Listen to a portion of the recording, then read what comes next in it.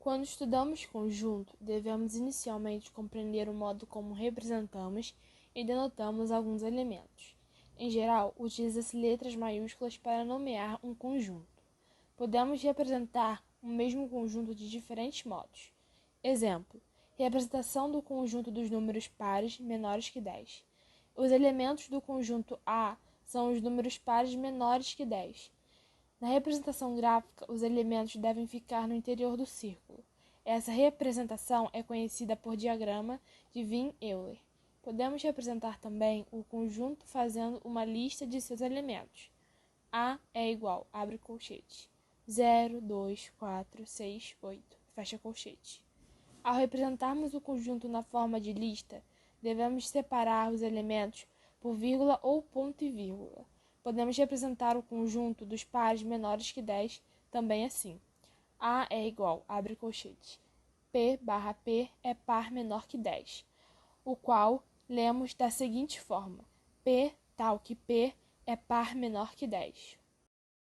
Igualdade de conjuntos. Dois conjuntos serão iguais se e somente se apresentar os mesmos elementos em qualquer que seja a ordem.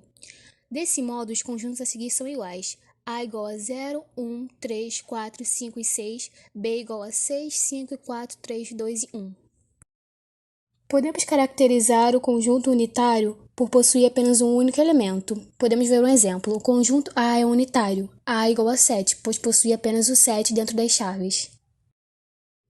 O conjunto universo é o que contém todos os outros conjuntos. Por exemplo, considere os conjuntos A igual a -1, -2, 1 e 2, B igual a 0, 1, 2 e 3, e C igual a 1, -1, 2 e -2. Veja que todos eles são compostos por números inteiros. Então, o conjunto dos números inteiros é o conjunto universo.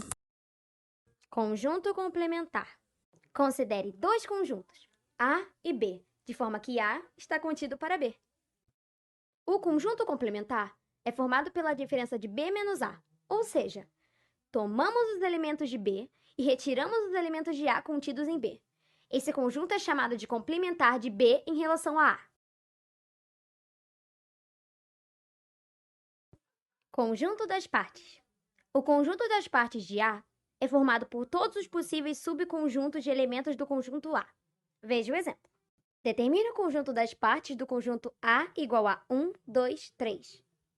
O conjunto das partes é denotado por parte A, igual 1, 2, 3, 1, 2, 1, 3, 2, 3, 1, 2, 3 e vazio. Para determinar o número de elementos do conjunto das partes de A, basta resolver a potência 2n, em que n é o número de elementos do conjunto A. Do exemplo 6, temos que o número de elementos de A é 3. Logo, o número de elementos do conjunto das partes de A será 2 ao quadrado. 2 vezes 2 vezes 2 igual a 8. E uma observação.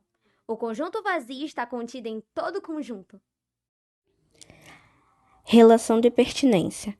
A relação de pertinência mostra se um elemento está dentro ou não de um conjunto, ou seja, se ele pertence ou não pertence a um conjunto. Vamos utilizar os seguintes símbolos para a relação de pertinência.